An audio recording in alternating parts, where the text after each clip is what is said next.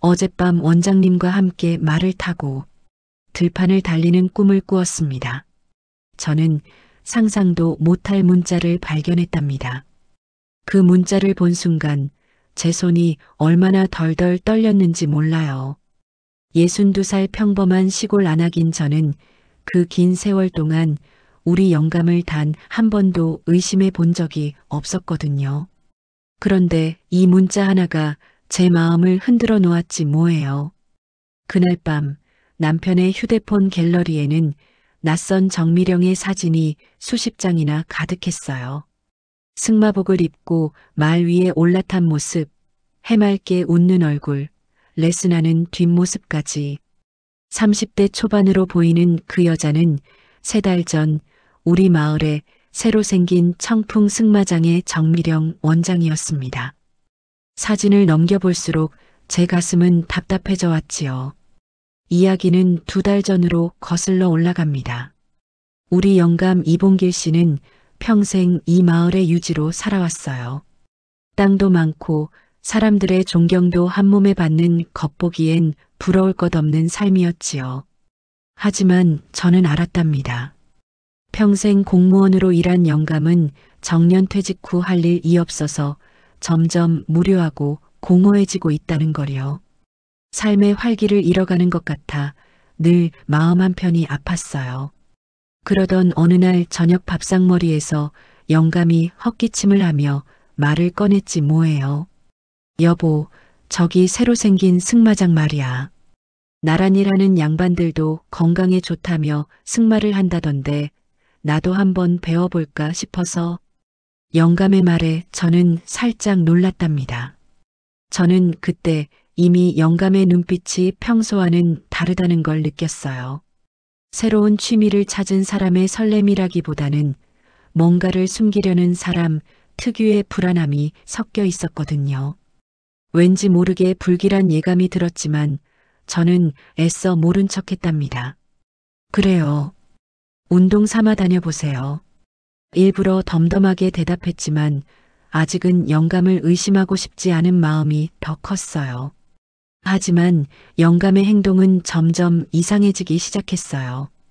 매일 아침 일찍 일어나더니 새 승마복으로 갈아입고 룰루랄라 집을 나서는 겁니다. 그리고 해가 저물어서야 들어오곤 했지요. 도대체 승마가 그렇게나 재미있는 건지 아니면 다른 이유가 있는 건지 제 머릿속은 복잡해지기 시작했어요. 그것도 모자라 고가의 외국산 승마 장비들을 사들이기 시작했어요. 이태리산 안장, 독일제 헬멧, 영국 브랜드 승마복까지. 하루가 멀다 하고 택배가 도착했지요. 여보, 이 가죽 좀 만져봐. 어찌나 부드러운지. 말이랑 내가 아주 혼연일체가 되는 기분이라니까.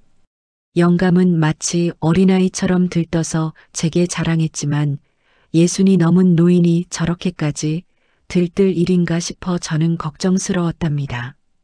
저는 걱정스러운 마음에 영감에게 쏘아붙였어요. 그 돈이 다 어디서 나는 건가요?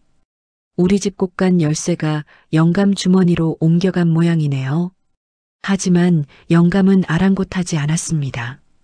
오히려 제 잔소리가 귀찮다는 듯 슬슬 피하기 시작했지요. 마음이 점점 답답해졌답니다. 결정적인 순간은 어느 날 밤에 찾아왔어요. 영감이 샤워하러 들어간 사이 거실에 던져진 휴대폰이 윙하고 진동했지 뭐예요. 무심코 화면을 봤는데 정미령 원장님이라는 이름과 함께 문자가 떠 있었습니다. 그 순간 제 가슴이 철렁 내려앉았어요. 올 것이 왔구나 하는 불길한 예감이 온몸을 감쌌답니다. 숨이 턱 막히는 것 같았지요. 저도 모르게 휴대폰을 집어들었어요. 비밀번호는 우리 결혼기념일. 40년이 지나도 바꾸지 않은 그 번호가 그날따라 원망스럽게 느껴졌습니다. 이 번호를 제가 이렇게 누르게 될 줄은 꿈에도 몰랐답니다. 갤러리를 열었을 때 저는 그만 숨이 막혀버렸습니다. 정미령이라는 여자의 사진이 수십 장, 승마복을 입은 모습, 환하게 웃는 얼굴, 그리고 문자함에는 우리 영감이 보낸 메시지들이 가득했어요. 원장님 덕분에 제 몸이 날아갈 듯 가볍습니다. 원장님 생각에 밤잠을 설쳤습니다. 원장님, 어젯밤 승마 꿈을 꾸었는데 함께 들판을 달리는 꿈이었습니다. 이 무슨 황당한 일인가요? 40년을 함께 살았고 제가 청춘을 다 바쳐 뒷바라지한 우리 남편 이봉길 씨가 딸뻘되는 정미령에게 이런 문자를 보내고 있었다니 구독자 여러분, 그 순간 제 심정이 어땠을 것 같으세요? 분노, 배신감? 물론 그런 감정도 있었습니다. 하지만 가장 컸던 건 바로 한심함이었어요. 60이 넘은 노인이 30살 여자에게 함께 들판을 달리는 꿈을 꾸었다니. 이게 얼마나 우스꽝스러운 일인지 우리 영감은 정말 모르는 걸까요? 저는 휴대폰을 원래 자리에 조용히 내려놓았습니다. 울지 않았어요. 소리 지르지도 않았습니다.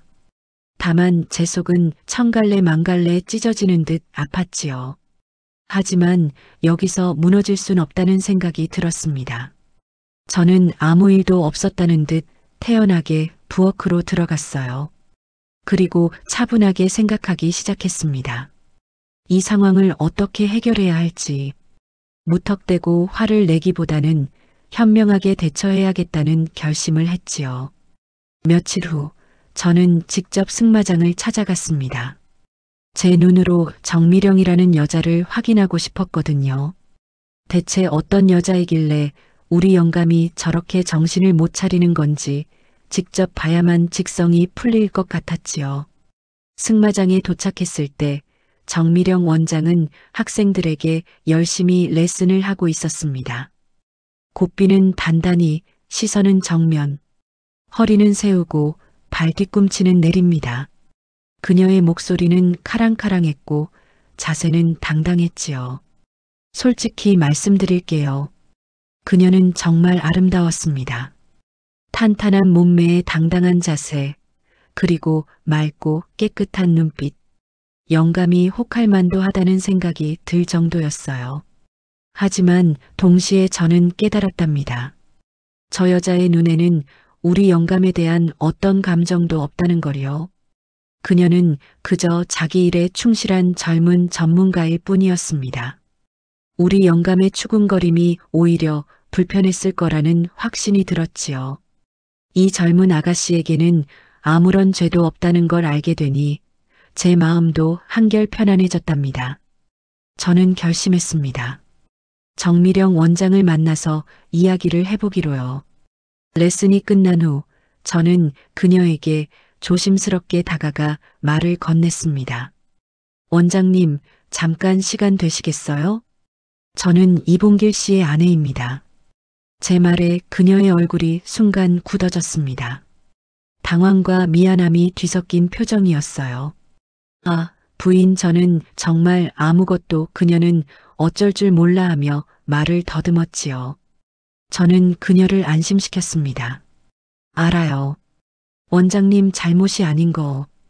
그녀의 당황스러운 표정을 보니 제 마음은 더욱 확실해졌어요. 이 아가씨가 얼마나 곤란했을까 싶었지요.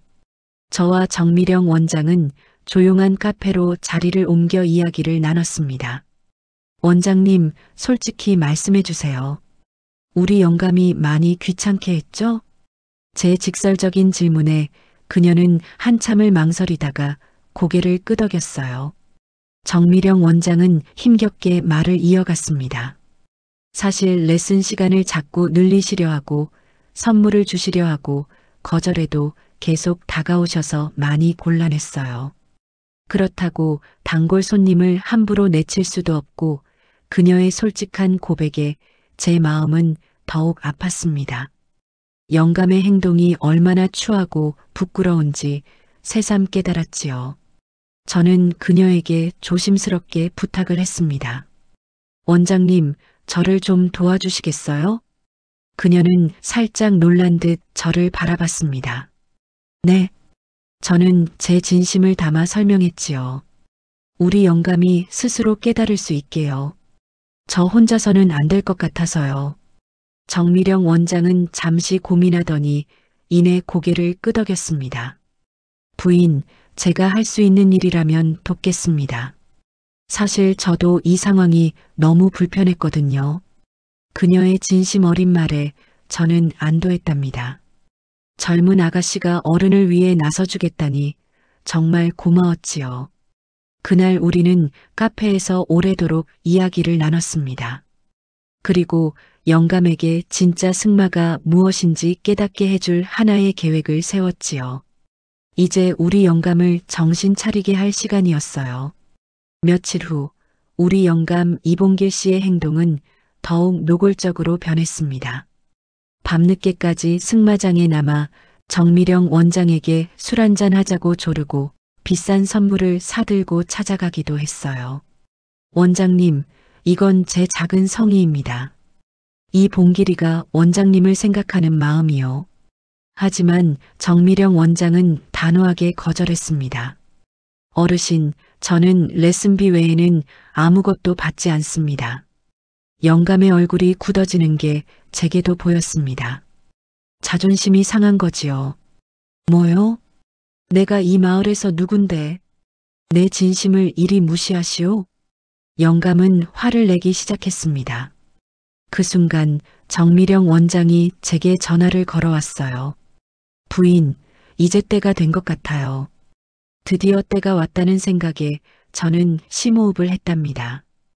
그날 밤 영감은 술에 취해 승마장에 찾아가 행패를 부렸습니다. 이 미련한 여자야. 내가 당신에게 쏟아부은 정성이 얼만데. 술에 취한 채 횡설수설하며 정미령 원장에게 소리를 질렀지요. 정말 추한 모습이었습니다. 마침 그 모습을 마을의 또 다른 유지인 박영감이 보고 있었어요. 그 인간은 평소에도 우리 영감의 약점을 잡으려고 호시탐탐 기회를 노리던 자였습니다. 박영감은 만족스러운 듯 비웃으며 그 광경을 휴대폰으로 찍었지 뭐예요. 다음 날 아침 마을은 그야말로 발칵 뒤집어졌습니다. 영감이 젊은 승마장 원장에게 추궁거리다가 망신당했다는 소문이 순식간에 퍼진 거예요. 박영감이 찍은 동영상까지 돌아다녔으니 소문은 걷잡을 수 없이 퍼져나갔지요. 쯧쯧, 봉길 영감이 그럴 줄은 몰랐네. 나이가 몇인데 저러나. 노망이 난 거야. 마을 사람들의 수군거림이 제 귀에도 생생하게 들려왔습니다. 우리 영감 이봉길 씨는 하루아침에 마을의 웃음거리가 되었습니다. 평생 쌓아온 명예가 한순간에 무너져 내린 것이지요. 사람들의 비웃음과 손가락질 속에서 영감은 고개를 들지 못하고 축 처진 어깨로 집으로 돌아왔습니다. 집으로 돌아온 영감의 얼굴은 하얗게 질려 있었습니다. 여보, 그게 다 오해라오. 난 그저 건강을 위해 변명을 늘어놓는 영감을 저는 차갑게 바라봤어요. 더 이상 듣고 싶지 않은 변명이었지요. 저는 날카롭게 영감을 추궁했습니다. 건강이요? 그 건강 때문에 우리 집 곳간이 비어가고 마을에서 손가락질을 받게 됐다는 말입니까? 영감은 제 말에 움찔하며 아무 대꾸도 못했어요. 저는 계속해서 말을 이어갔습니다. 원장님과 함께 들판을 달리는 꿈을 꾸었다고요? 60이 넘은 양반이 30살 여자한테 그런 문자를 보내면서 건강 타령입니까? 제 말에 영감의 눈이 휘둥그레졌습니다. 제가 모든 걸 알고 있다는 사실에 그만 충격받은 거지요. 당신 다 알고 있었소? 영감은 믿을 수 없다는 듯 제게 물었습니다. 저는 단호하게 대답했어요. 알고 있었지요. 한 달 전부터 그 더러운 문자들, 그 여자 사진들 다 봤어요. 영감은 아무 말도 하지 못하고 고개를 떨구었답니다. 저는 영감 앞에 이혼 서류를 내밀었습니다. 영감, 나 이제 더는 못 살겠습니다.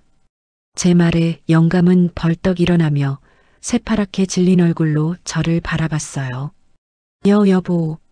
아니, 부인. 제발 내 말 좀 들어봐. 내가 잠시 정신이 나갔었어. 아무 일도 없었소. 영감은 필사적으로 변명했지만 저는 더 이상 듣고 싶지 않았습니다. 저는 영감을 비웃었습니다. 아무 일도 없었다고요?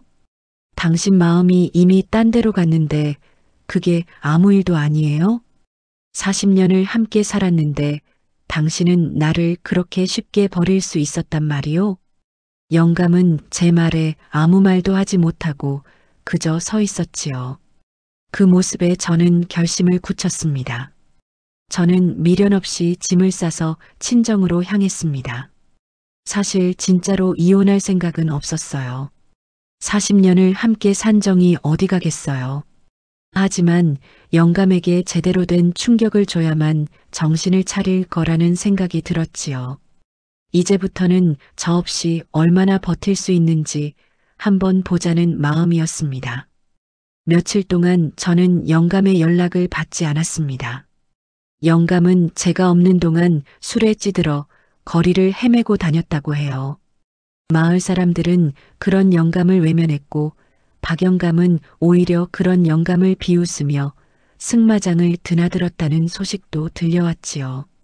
정미령 원장에게서 연락이 왔습니다. 부인, 어르신이 많이 힘들어 하시는 것 같아요. 매일 승마장 앞에 와서 서성이시다가 가세요. 영감이 힘들어한다는 말에 마음이 아팠지만 저는 아직 때가 아니라고 생각했습니다. 조금만 더 기다려주세요, 원장님. 아직은 때가 아니에요. 일주일이 지났습니다. 어느 날 밤 영감에게서 전화가 왔어요. 받지 않으려다가 왠지 모르게 불안한 마음에 전화를 받았습니다. 여보아니, 부인 영감의 목소리는 완전히 망가져 있었습니다. 울먹이는 소리가 섞여 있었지요. 미안해, 내가 정말 죽을 죄를 지었소. 당신 없이는 나 하루도 못 살겠소. 수화기 너머로 영감의 훌쩍이는 소리가 생생하게 들렸습니다. 제발 돌아와줘. 내가 무릎 꿇고 빌게. 평생 당신한테 잘할게. 제발. 예순이 넘은 노인이 평생 마을의 유지로 당당하게 살아온 사람이 전화기 앞에서 어린아이처럼 울고 있었습니다. 그제야 저는 깨달았어요. 이제 됐다고. 이 정도면 충분하다는 생각이 들었지요. 다음 날 저는 영감을 찾아갔습니다. 집 앞에 앉아있는 영감의 모습은 정말 처참했어요.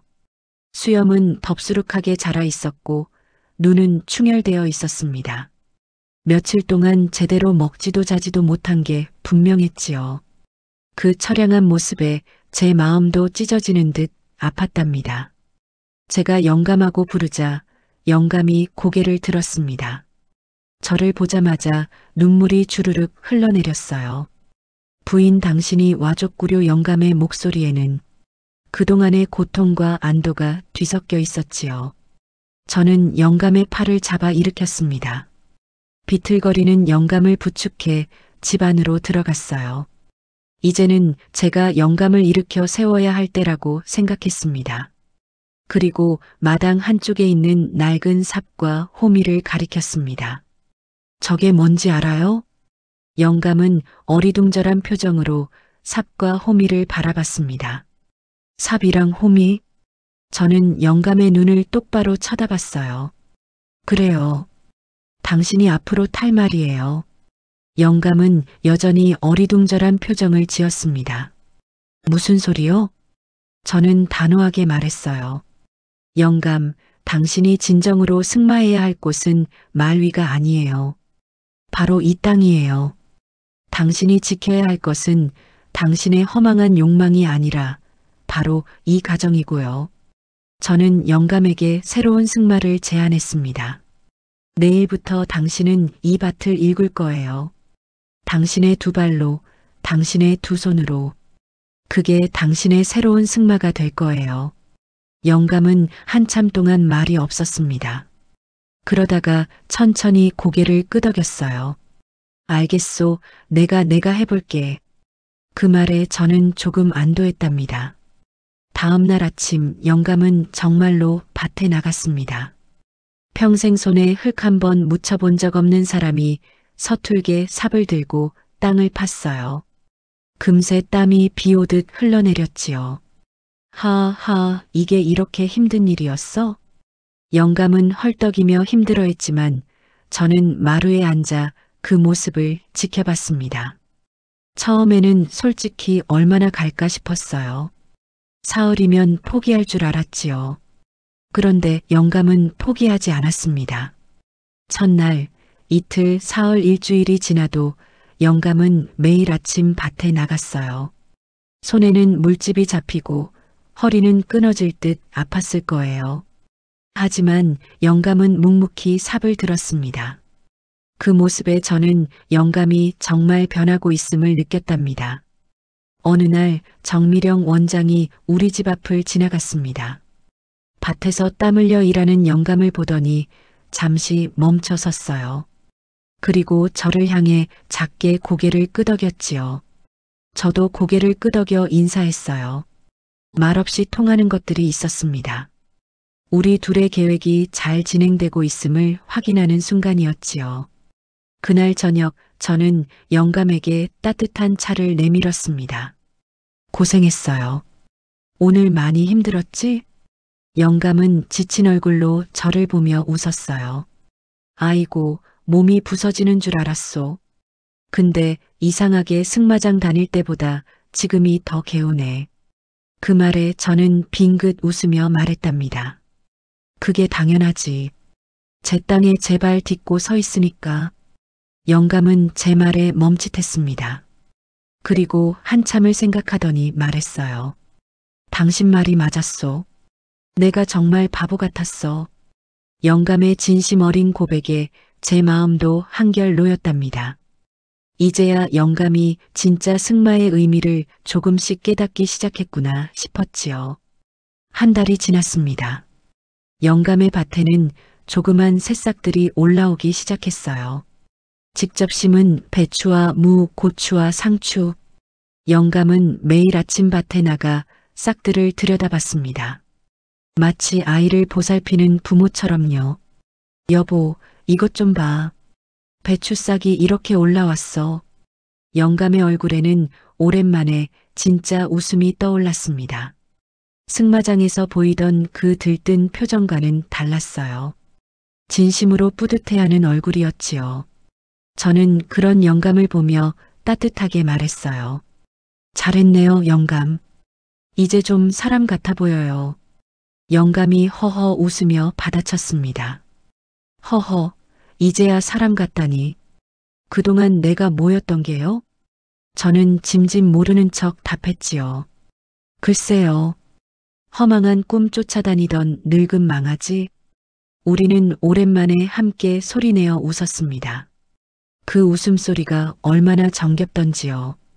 2달 후 영감의 밭은 푸른 채소들로 가득해졌습니다. 배추, 무, 고추, 상추가 밭 한가득 자랐어요. 영감이 땀 흘려 일군 결과였지요. 첫 수확을 하던 날 영감은 싱싱한 배추를 들고 어린아이처럼 좋아했어요.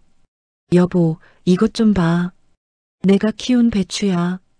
어찌나 싱싱한지. 그 모습을 보며 저는 생각했습니다. 이게 진짜 승마구나. 말 위에 올라 폼 잡는 게 아니라 제 땅에 발 딛고 서서 땀 흘려 일구는 것. 그게 진짜 삶이고 진짜 승마인 거구나 하고요. 구독자 여러분, 그 후로 3달이 지났습니다. 영감은 이제 승마장 근처에도 가지 않아요. 대신 매일 밭에 나가 채소를 돌봅니다. 덕분에 우리 식탁에는 항상 싱싱한 채소가 올라오지요. 영감의 뒷모습은 언제나처럼 밭에서 땀 흘리고 있지만 이제는 그 모습이 참 든든하고 자랑스럽습니다. 박영감은 여전히 승마장을 드나들며 정미령 원장에게 추궁거린다고 해요. 하지만 정미령 원장은 그에게 눈길 한 번 주지 않는다고 합니다. 박영감 어르신, 고삐가 너무 느슨합니다. 다시 잡으세요. 그녀는 여전히 프로페셔널하게 자기 일에 충실할 뿐이지요. 박영감은 아직도 모르는 거예요. 진짜 승마가 뭔지를. 그저 겉모습만 쫓는 그의 모습이 참 안쓰러웠답니다. 어젯밤 저는 영감과 함께 저녁을 먹었습니다. 식탁 위에는 영감이 직접 키운 채소로 만든 반찬들이 가득했어요.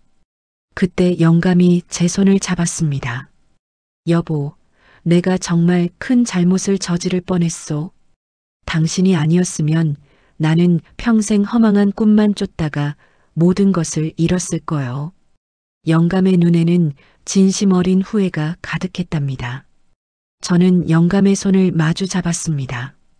이제라도 깨달았으니 다행이지요. 제 말에 영감은 고맙다는 듯이 저를 바라봤어요. 고맙소, 여보. 당신이 나한테 진짜 승마를 가르쳐줬어. 영감의 눈에 눈물이 글썽였습니다. 저도 모르게 눈시울이 뜨거워졌어요. 지난 시간의 모든 아픔이 치유되는 순간이었지요. 구독자 여러분, 사람은 때로 허망한 욕망에 눈이 멀어 정작 중요한 것을 놓치곤 합니다. 우리 영감처럼요. 말 위에 올라 폼 잡는 승마가 멋있어 보일 수 있어요. 하지만 진짜 승마는 제 땅에 발 딛고 서서 제 손으로 땀 흘려 일구는 것 아닐까요? 그리고 무엇보다 내 곁에 있는 소중한 사람의 손을 놓지 않는 것. 그게 진짜 삶이고 진짜 승마인 것 같습니다. 사랑하는 사람의 소중함을 깨닫는 것이야말로 가장 큰 깨달음이지요. 오늘 저녁 영감은 또 밭에서 일하고 있어요. 해가 질 때까지 묵묵히 흙을 고르는 그 뒷모습이 예전 승마복 입고 어슬렁거리던 모습보다 100배는 더 멋있어 보입니다. 저는 오늘도 영감의 곁을 지키며 그 모습을 바라봅니다. 구독자 여러분도 혹시 가짜 승마에 빠져 있진 않으신가요? 진짜 중요한 것은 언제나 가장 가까운 곳에 있습니다. 잊지 마세요. 이 할미의 이야기가 여러분의 삶에 작은 울림이 되기를 바랍니다. 함께 마음을 나눠주셔서 고맙습니다. 당신의 오늘이 조금 더 따뜻해지기를, 그리고 이 이야기가 누군가의 위로가 되기를. 숨겨진 사연이었습니다.